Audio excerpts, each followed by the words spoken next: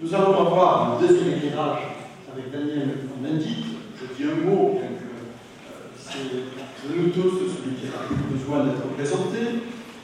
Il est né dans le midi de la France, de parents anti-nazis, et nous le connaissons, en tout cas ma génération, l'a connu comme un militant libertaire dans l'université de Nanterre. Il est le leader du mouvement du 22 mars. On oublie que ça a commencé par ça, en 68. Il lui faudra d'ailleurs d'être expulsé de France pendant de nombreuses années. Il va travailler comme éducateur au début des années 70, journaliste. Il va adhérer, il va d'abord être conseiller municipal à Francfort entre 89 et 97, et c'est grosso modo le moment où il a adhéré au Parti des Verts, Grünen en Allemagne, et il va se faire connaître, en tout cas pour beaucoup de Français, comme une tête de liste aux élections européennes en 2009, avec un score inégalé de plus de 16% pour notre pays. C'est depuis un député européen, en tout cas depuis 1994. Il quitte le Parlement en 2014, il y a quelques semaines, je veux dire, et il est à l'origine de Europe Écologie en 2009. C'est un fédéraliste convaincu. Et c'est aussi, on pourrait dire, un socialiste, mais sur un mode peut-être particulier, qui arrive à relier, je ne sais pas si on peut dire, le libertarisme et les nécessités de l'économie de marché. Il a publié plusieurs ouvrages ou articles, je vous cite en tout cas, parce que c'est des clins d'œil à Lénine que ma génération n'oublie pas, en 68, le gauchisme remède à la maladie sénile du communisme. Pour ceux qui savent de quoi ça parlait, verront que c'est la formule de Lénine inversée. Et puis il ose même en 2009 écrire Que faire, comme l'avait écrit Lénine juste avant la Révolution. J'ajoute, puisqu'on est dans les clins d'œil de type aussi universitaire, qu'il est docteur honoris causa d'université hollandaise depuis 1997, l'université Fribourg. Je ne sais pas dans quelle discipline, il y a peut-être une discipline révolution ou écologie, mais il nous en dira plus. Donc la parole est maintenant à Daniel Cohn-Bendit pour son intervention. Bonsoir, chers sociodémocrates. J'avoue que c'est la première fois de ma vie qu'on m'a dit que j'étais un social-démocrate. Mais avec l'âge, tout arrive, donc voilà, je fais partie aussi maintenant de cette famille. Je ne sais pas si c'est vrai, mais en tout cas, merci de m'avoir gentiment accueilli, alors que, disons, dans les dernières années de Georges Frêche, le rapport n'était pas tout à fait, disons, toujours cordiaux, surtout de ma part peut-être, mais bon, voilà, le monde avance. Alors, oui, j'ai 3 docteurs honoris causa, un de Brabant, un de Bruxelles et un dont je suis très fier, il y a 1 an et demi, de l'université d'Athènes. Et le pompon, c'est pour ça, c'est que la semaine prochaine, je vais avoir un docteur honoris causa de l'université de Nanterre. Donc, vous voyez, le monde...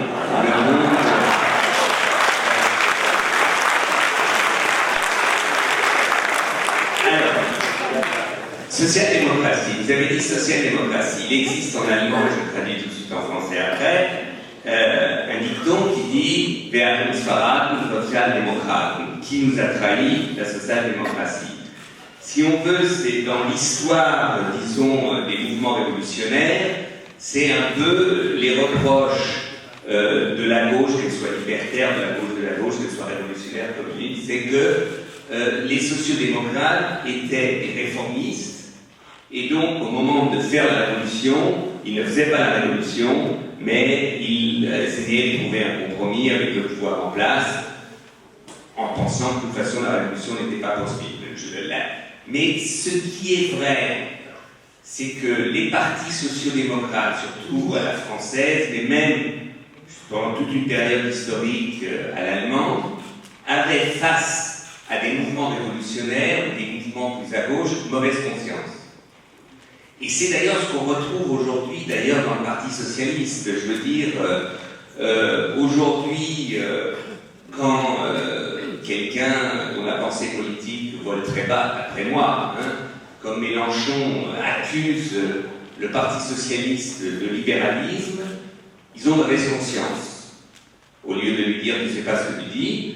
Et je trouve que c'est ça qui est intéressant. Il y a dans le disque dur de la social-démocratie des socialistes, il y a quand même une petite lumière.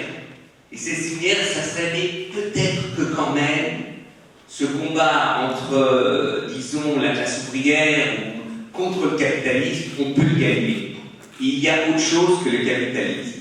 Et le premier parti social-démocrate qui a un peu coupé ce cordon ombilical, c'est le parti allemand, le SPD, à Bad Godesberg, qui une fois pour toutes a dit oui, l'économie de marché, oui, c'est ça, et que nous nous intégrons dans, disons, la dynamique de l'économie de marché. Et si vous prenez jusqu'au, disons, programme commun donc de la gauche qui a porté Mitterrand au pouvoir, c'est exactement ça, c'est on ne veut pas de l'équation programme commun, Parti socialiste, Parti communiste, c'est on va sortir, changer la vie, mais on va sortir du capitalisme. Et manque de peau, 2 ans après, on a rappelé Delors et on a dit pousse, on s'est un peu trompé là-dessus, mais on l'a jamais dit. Il n'y a eu jamais une prise de position de Mitterrand qui dit voilà, Delors, c'est en fait l'inverse de ce qu'on a dit dans le programme commun. C'est voilà, ça marche autrement. Et je crois que c'est important parce que dans la perception maintenant, dans l'histoire de la gauche en France, ce problème n'a jamais été résolu. C'est un réformisme, je trouve, souvent honteux. Et surtout, et la démonstration de cela, c'était la dernière campagne de François Hollande. Enfin, franchement, de dire mon ennemi c'est la finance, pour quelqu'un qui veut devenir président de la République, c'est idiot. C'est complètement idiot. Il peut dire, on a vu dans la crise de 2007-2008 que la finance telle qu'elle s'est développée doit être réformée, régulée, etc. Mais c'est cette tentation gaucho, parce que, c'est pas parce que lui il l'était, on ne sait pas d'ailleurs ce qu'il est, ça fait rien, c'est pas ça. Je veux dire, c'est qu'il avait le sentiment que son électorat potentiel, et surtout les militants, les dizaines de milliers de militants qui étaient là, voulaient entendre quelque chose qui dépassait justement un réformisme ennuyeux. Et je crois que comme ce débat, on ne l'a jamais vraiment, enfin, vous ne l'avez jamais mené jusqu'au bout, on est toujours dans cette même contradiction. Si on prend aujourd'hui les frondeurs, la politique défendue par les frondeurs est aussi irréaliste que la politique défendue par Marine Le Pen. C'est comme ça. Donc, mais pourquoi ils ont quand même une influence, non seulement dans le parti, mais même dans la société française? Parce que face à la crise, on rêve, et ça c'est tout à fait légitime, on rêve qu'il existe, au-delà du capitalisme et de l'économie de marché, il existe quelque chose d'autre. Une société où justement, toutes ces inégalités, toutes ces injustices, toutes ces difficultés, eh bien, disparaîtraient. Je ne dis pas que ça n'existe pas. Je dis qu'il faut quand même savoir, si on veut poser ce problème, quelle peut être la stratégie, ou comment on peut y arriver. Et la question qui n'est pas résolue, qui est résolue, disons, objectivement, mais dans la tête de beaucoup, et là on mélange capitalisme et économie de marché, mais la question de l'économie de marché est une question, en fait, qui n'a pas été, d'une manière émotive, émotionnelle, résolue chez beaucoup de militants. Oui, l'économie de marché. L'économie de marché, après, on peut réguler l'économie de marché d'une manière ou d'une autre. Aujourd'hui, je vois quand disons, la gauche de la gauche, il cite Stiglitz, il cite Krugman, et tout ça, ce sont des libéraux.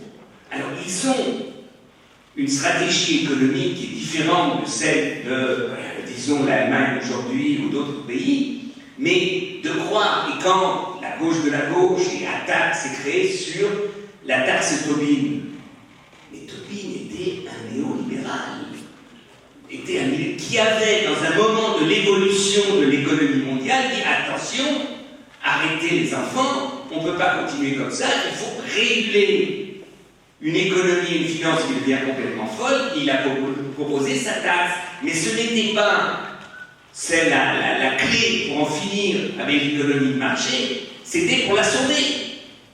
C'était parce que cette économie de marché telle qu'elle est va à sa perte. Et ce débat, on ne le mène pas comme ça. Et aujourd'hui, quand au niveau européen, on parle de la taxe sur les transactions financières, qui est en fait la même chose que la taxe Tobin, on reprend d'une manière réformiste tout à fait intéressante, sans qu'on pose toujours le problème de l'économie de marché. Pourquoi j'insiste lourdement là-dessus?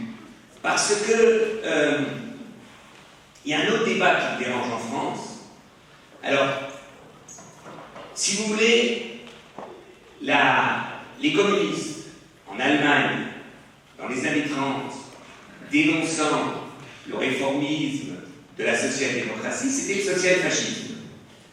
Aujourd'hui, si vous fermez les yeux et vous essayez de comprendre qu'est-ce qui se passe quand la gauche de la gauche attaque la social-démocratie ou attaque, c'est quoi? Le social-libéralisme. Il suffit de dire libéralisme et pour une partie de la gauche de l'histoire, c'est fini. C'est une horreur. Là, voilà, vous avez mis le nom de libéralisme sur quelqu'un, donc vous avez défini l'horreur des horreurs des horreurs. C'est trop facile.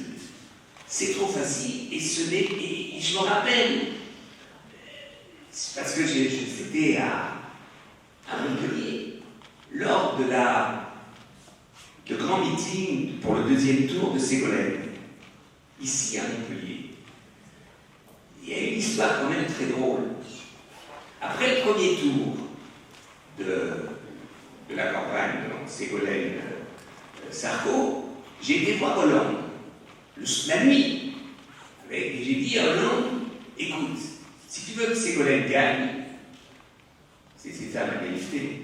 Je croyais qu'il voulait que Ségolène gagne. Bon, d'accord, mais à part ça, mettons ça de côté, je vais le voir et je lui dis, si tu veux, j'ai une idée. Tu téléphones à Delors et tu dis à Delors, appelle Prodi et il organise une réunion Delors, Prodi, Ségolène, Bayrou.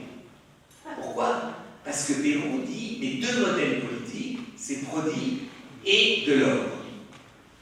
Il dit, je ne comprends pas. Je dis, c'est très simple. Déjà, pendant toute la campagne, vous avez dit Bayrou est de droite. Et je lui avais dit, mais ne dites pas qu'il est de droite, dites qu'il vient de la droite, mais qu'il est en mouvement. Et que si tu veux gagner, eh bien, il faut quand même trouver un moyen que Bayrou soutienne Ségolène. Sinon, tu ne peux pas gagner. Et je suis un peu vicieux. Donc, dans cette discussion, j'avais fait venir avec moi une journaliste, qui ne l'a pas reconnue tout de suite, enfin pas du tout d'ailleurs, du Monde, qui le lendemain, donc, transcrit mot à mot ce que j'avais proposé à Hollande. Et Ségolène l'a lu, elle m'a téléphoné, et elle m'a dit, c'est une bonne idée, est-ce que tu ne veux pas venir? Et je suis venu au meeting de Montpellier, où justement j'ai fait un appel de s'allier avec Bayrou pour battre Sarkozy. Avant déjà, c'était un crime de l'aise-social-libéralisme. Comment peut-on, c'est-à-dire qu'aujourd'hui, la social-démocratie a énormément de problèmes à se repositionner dans une perspective, que veut dire et avec quelle force politique peut-on réformer cette économie de marché, ce système capitaliste qui va dans le mur? Et bien, deuxièmement, tu l'as dit, il faut dire quand même, la social-démocratie française a complètement raté le problème de l'écologie. Enfin, imaginez, moi je suis tombé sur le cul.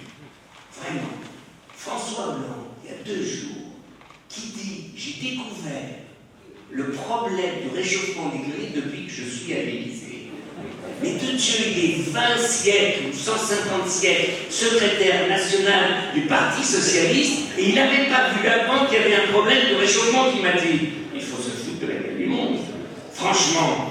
Bon, ça veut dire quoi? Ça veut dire que dans l'hygiène de la politique, parce que c'est compliqué, parce qu'effectivement, le problème de la transition écologique, de la transition énergétique, remet en cause certains fondements de l'idée de progrès du socialisme traditionnel. Et donc ça, il faut le discuter. Après, on peut dire, on passe outre, et c'est jamais un débat comme le Parti socialiste français n'a jamais eu un vrai débat sur le nucléaire. Jamais. Le parti allemand l'a fait. Il a décidé qu'il voulait sortir du nucléaire, etc. Je ne demande même pas d'abord du résultat, je ne demande pas de dire oui, t'as raison, Dany, on aurait dû sortir, c'est pas ça.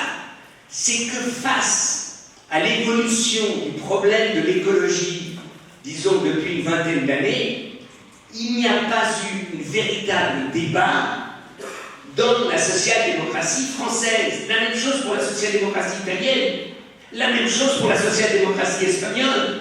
Je veux dire, c'est-à-dire parce que ça remet en cause une certaine idée du socialisme traditionnel, héritage du marxisme, c'est le progrès. Tout est bien si c'est le progrès, sans qu'on parle de la qualité du contenu du progrès. Alors moi, je ne suis pas un décroissant. Je ne dis pas de l'autre côté que c'est la décroissance qui vous amène au paradis. C'est aussi idiot que de dire c'est la croissance qui va nous amener au paradis. Je veux dire, le débat sur quel type de croissance qualitative, parce que des accidents de voiture, ça fait marcher la croissance. C'est pas ça que dans notre imaginaire qui nous fait avancer. Je parle de cela parce que je crois que le grand problème vis-à-vis de la social-démocratie, c'est qu'elle est maintenant, en fait, entre toutes les chaises. Et elle ne trouve pas d'orientation parce qu'elle ne veut plus définir ce qu'est le réformisme. Un réformisme qui change les choses. Et ce qu'elle ne veut plus, c'est-à-dire cette idée que c'est par l'État qu'on va changer les choses, que la gauche française, en fait, le Parti socialiste français est très français. Il est comme la droite française. Il est comme le patronat français. Il est comme les syndicats français. Quand il y a une crise, qu'est-ce qu'on crie? Maman, État, viens. Toutes les solutions, en fin de compte, que proposent les uns et les autres passent par l'État.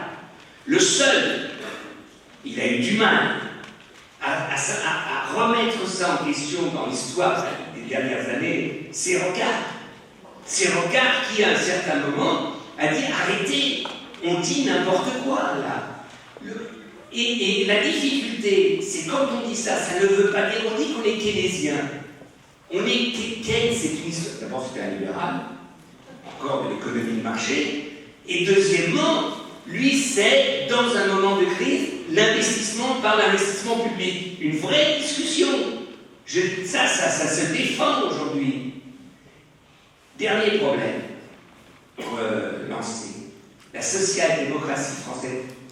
Mais une chose, tout ce que je dis, je peux dire la même chose sur les Verts. Donc ne croyez pas que c'est un problème de la social-démocratie. C'est exactement le même problème chez les Verts, leur incapacité de choisir entre un réformisme difficile et, disons, une stratégie. Ils ont toujours raison, ils savent tout, ils ont des réponses à tout. Évidemment, personne ne le croit, mais ils vivent dans un monde où tout va bien, que les autres sont tous des horreurs. Non, je vous dis ça parce que pourquoi vous croyez que je crois que l'alternative comme ça à la social-démocratie, c'est simplement les Verts. Si c'était si simple, au moins, on serait plus heureux. Non. Je reviens. Tu as dit tout à l'heure, avec raison, tu as parlé de l'Europe. L'Europe nécessaire est un compromis entre la droite et la social-démocratie européenne. Un compromis entre la droite et la social-démocratie européenne. L'Europe n'aurait pas été construite si il n'y avait pas eu ce compromis. Donc visiblement, pour un projet que des gens comme moi trouvent absolument nécessaire et fascinant, on peut travailler avec la droite. Sinon, on n'aurait jamais. Et d'abord, n'oubliez pas que la gauche du Parti Socialiste, le Parti Communiste, non à l'Europe capitaliste, oui, quand l'Europe sera socialiste. C'était comme au début du mouvement des femmes, quand la gauche et l'extrême gauche disaient le féminisme arrivera qu'avec le socialisme. Alors là, vous aurez pu attendre longtemps, mesdames. Hein. Vous étiez mal barrés, là, mal barrés. Hein. Non, je dis, et donc, je crois que véritablement, pour le Parti socialiste français, et là il est très français d'après moi, d'intégrer la dimension européenne, ça veut dire quoi? Pour moi, une chose très simple, vous savez, quand François Hollande fait une conférence de presse et il dit « La France est un grand pays », ce n'est pas vrai. Dans le monde d'aujourd'hui, face à la mondialisation, la France est un pays moyen, plus grand que Malte, je l'avoue. Mais, franchement, alors il dit, vous voyez, notre capacité, moi, président de la France, je peux décider une chose, tout à fait juste, d'intervenir contre l'État islamique en Syrie. 6 avions, le 7e est déjà classé. Je veux dire qu'aujourd'hui, pour moi, un parti social-démocrate, réformiste, qui dit nous voulons réguler le capitalisme financier au niveau mondial. Il doit dire nous n'y arriverons que par l'Europe. Aujourd'hui, un parti social-démocrate qui veut réformer et qui veut qu'il y ait, par exemple, qu'il faut qu'on se batte contre l'État islamique, etc., il dit on ne peut que par l'Europe. Ce n'est que par une armée européenne. Vous savez combien il y a de soldats en uniforme en Europe? Plus de 2 millions. Pourquoi faire? Capable de faire quoi? Donc je me dis, aujourd'hui, l'intelligence réformiste serait de dire oui, il faut une taxe sur les transactions financières, oui, il faut un combat contre le réchauffement climatique, mais tout ça passe non pas par une France capable, mais une France capable de rendre l'Europe capable et d'être dans l'Europe. Et ce discours, on ne l'entend pas. Et encore une fois, on se ment. On ne dit pas la vérité. Et donc, et ça, pour finir, c'est la cause, c'est le présidentialisme. Mais ce système de la Ve République est mortel. Non seulement, vous savez, moi j'ai cru quand François Hollande a dit je vais être un président normal. Je ne pensais pas qu'il disait je vais avoir des copines comme tous les autres présidents. Non, c'est pas ça. J'ai dit voilà, je veux sortir, mais une fois à l'Élysée, il est enfermé. C'est un système qui enferme. Et je crois, le pire, c'est pas simplement le présidentialisme, donc au niveau du président de la République, mais en ce moment-là, quand on se parle, il y a environ 400 personnes qui rêvent des élections présidentielles de 2017 et de 2022. Alors il y en a une vingtaine qui croient qu'ils pourront être une fois président de la République, droite ou gauche. Puis il y a 150 qui croient qu'ils vont faire le meilleur résultat de leur famille politique aux élections présidentielles. Noël Mommer, un statut spécial dans, si vous voulez, dans le théâtre, dans le paysage politique français, parce qu'il a fait plus de 5%, le seul écologiste. Et tant qu'un autre écologiste n'aura pas fait ça, il est spécial. Special one. Et vous avez François Bayrou, il n'en peut plus, il a fait 17%. Hein? Donc voilà, je dis par là que, et tout ça on le revoit dans la structure des partis, dans le fonctionnement des partis. Alors, pour moi, la révolution nécessaire que doit faire la social-démocratie, c'est reposer le problème du fonctionnement de la démocratie. Moi, je crois que, historiquement, vraisemblablement, la gauche va être battue en 2017. Mais, historiquement, instaurer la proportionnelle aux élections législatives. Et pas une petite dose de proportionnelle, mais une dose de proportionnelle, carrément la proportionnelle intégrale avec un socle de 5%. Alors tout le monde va dire oui, mais Marine Le Pen aura 150 députés. So what? C'est la vie, c'est la France. Elle est dans toutes les têtes. Mais vous croyez qu'à un tour de passe, de scrutin majoritaire, vous allez régler le problème du Front National parce qu'elle n'est pas au Parlement? C'est une erreur. Et c'est dangereux pour la démocratie. Et si vous faites une proportionnelle, en 2017, eh ben vous allez voir que ce n'est pas à gauche que vous allez devoir chercher des majorités. C'est une majorité qui sera une majorité entre une partie de l'UMP et du PS. C'est comme ça dans la situation. Il y a des réformes à faire. On a discuté tout à l'heure de la réforme régionale. Mais c'est se foutre de la gueule du monde. Parce que moi je ne savais pas, j'ai dit déjà agrandir les régions, c'est quand même pas mal. Alors je lui ai demandé le budget de la région Languedoc-Roussillon, 2,5 millions d'habitants, 2,8 millions. Alors avec Midi-Pyrénées, ça fait 5, disons 6. Ils auraient ensemble donc 3 milliards de budget. Le Langue de Hesse, 6 millions d'habitants. Vous savez quel est le budget du Langue de Hesse? 31 milliards. Où vous remettez en cause la structure colbertiste, jacobine de la France, et vous faites une véritable décentralisation. Mais ça veut dire que les régions sont de véritables régions avec un pouvoir politique parce qu'ils ont un budget, ou vous n'en parlez pas. Et une telle réforme de la France, elle ne peut pas se faire qu'avec 50,1% de la gauche ou de la droite. La France a besoin de réformes et institutionnelles, démocratiques, et des réformes sur les retraites et tout ça. On peut y aller.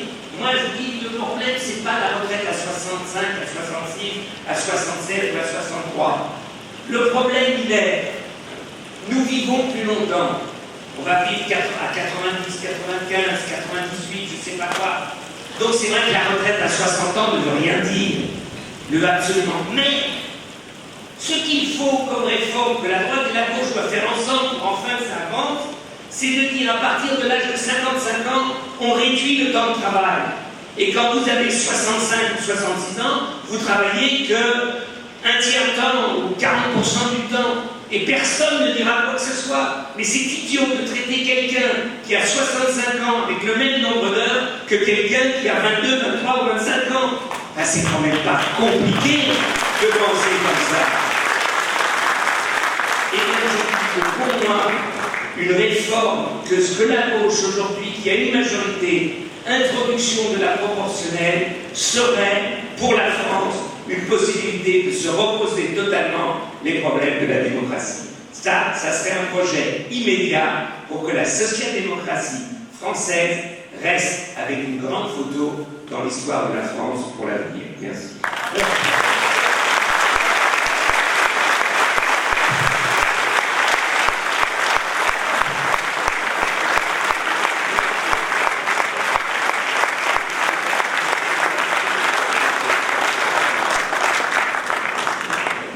Merci Daniel. Vous voyez comment on est passé très vite de propos calmes, détendus et savants, propos beaucoup plus politiques, mais voilà qui met de l'intérêt.